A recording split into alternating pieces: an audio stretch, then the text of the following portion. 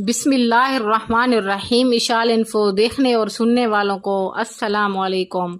नाजरीन, आज की वीडियो में हम आपको बताएंगे कि मैदान करबला में यजीदी फौज ने नन्हे अली असगर के साथ कैसा सलूक किया, और आज की वीडियो में हम आपको अली असगर की शहादत के बारे में बयान करेंगे।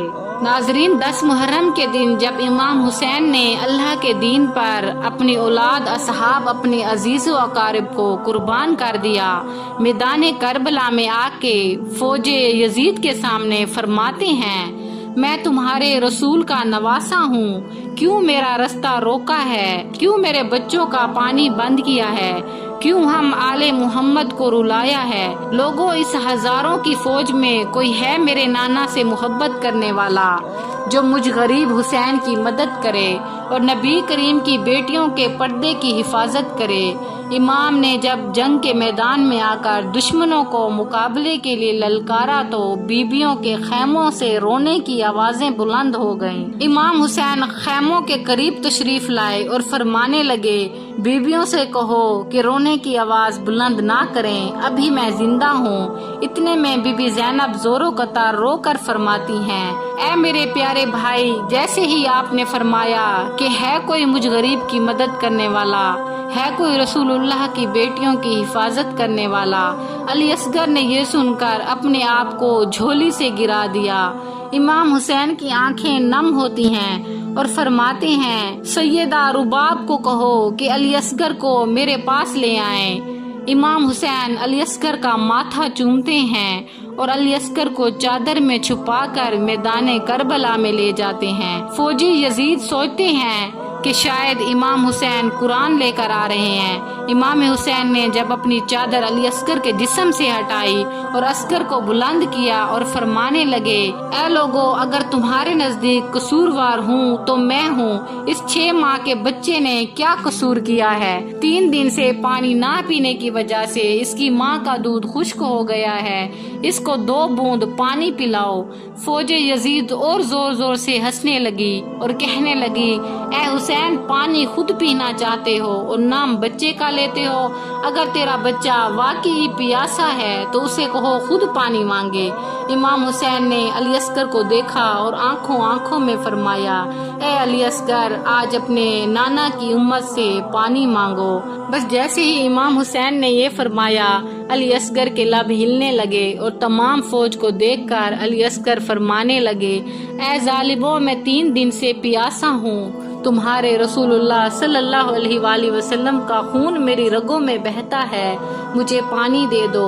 बस जैसे ही अली असगर ने पानी मांगा, यजीद की फौज में रिक्कत तारी हो गई। कोई मुंह छुपाकर रोने लगा तो कोई ये मंजर देख ना पाया। तो उमर बिन साद ने फौरन हुरमला से कहा, ऐ हुरमला, फौरन इस बच्चे को चुप करवा, वरना फौज में बगावत हो जाएगी। हुरमला फौरन तीर निकालता है और अली असगर का निशाना लगाता है तो फौरन तीर हाथ से गिर जाता है। फिर वो दूसरा तीर निकालता है, वो भी गिर जाता है। जब वो तीसरा निकालता है तो वो भी गिर जाता है। तो उमर बिन साद ने कहा, ऐ हुरमला, तू बड़ा बेरहम इंसान है, ये बच्चा तुमसे नहीं मारा जाता। इस बच्चे को मारना मेरे लिए बड़ी बात नहीं, लेकिन जैसे ही मैं तीर चलाता हूँ, आगे खयाम में देखता हूँ एक माँ है जो अपनी झोली फैलाए मुझे देख रही है। उमर बिन साद ने कहा, तुम उस बीबी की तरफ ना देखो, बस अली असगर को ऐसे मारो कि पूरा लश्कर यजीद के नाम से कांप जाए। हुरमला ने जैसे ही कमान से तीर निकाला, तीर के 3 मुंह थे। उसने अली असगर का निशाना लगाकर जैसे ही तीर चलाया, तीर बड़ा था, अली असगर का गला छोटा था। बस तीर की एक नोक अली असगर के कान में लगी, एक नोक अली असगर के बाजू और सीने पर लगी और एक नोक आपकी कमर में लगी। तीर इतना वजनी था कि अली असगर को चीर के इमाम हुसैन के बाजू में आ लगा। बस अली असगर मुस्कुराने लगे। इमाम हुसैन ने अपने बच्चे को देखा तो आपके जिस्म मुबारक से कुछ माँ का दूध निकला और कुछ खून निकला।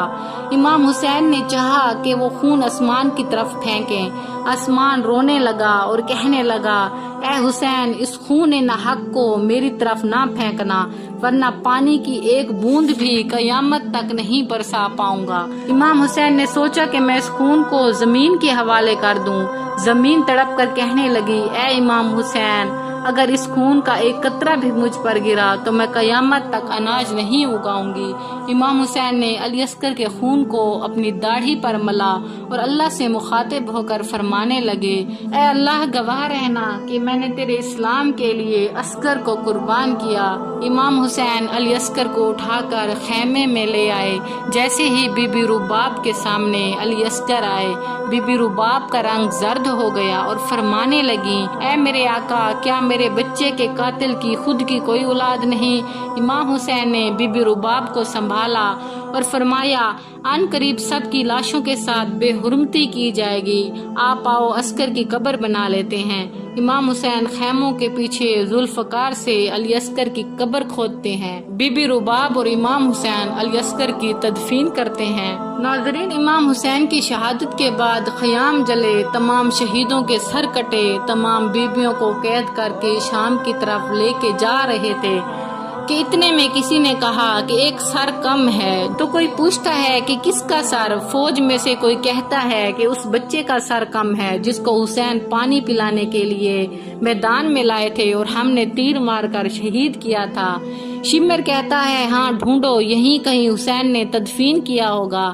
بس تمام گھوڑے سوار ہاتھوں میں نیزے لیے زمین کربلا پر مارتے رہتے ہیں تاکہ کہیں سے علی اصغر کو ڈھونڈ لیں۔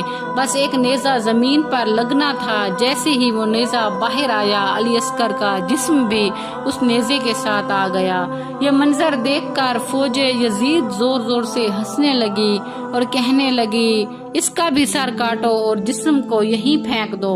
پھر علی اصغر کے سر کو کاٹا گیا اور جسم مبارک کو زمین کربلا پر پھینکا گیا۔ پر جیسے ہی علی اصغر کے جسم مبارک کو دور سے بی بی رباب نے دیکھا تو اللہ کے رسول سے مخاطب ہو کر فرمانے لگی، یا رسول اللہ صلی اللہ علیہ وآلہ وسلم، آپ کی امت نے ہم پہ کیا کیا ظلم کیا، لیکن اسلام کی بقا کے لیے ہمیں ہر تکلیف منظور ہے، مگر جب تک یہ رباب زندہ رہے گی نہ ٹھنڈا پانی پیے گی نہ کبھی سائے میں بیٹھے گی۔ سلام امام حسین پر اور سلام امام حسین کی آل پر۔